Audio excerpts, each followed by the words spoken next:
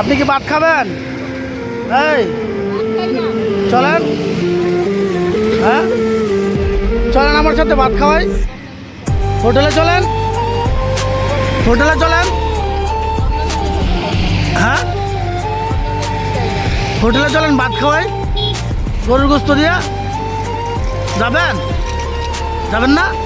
চলেন না, এগুলো খাওয়া তো ঠিক না। চলেন। হ্যাঁ যাবেন না?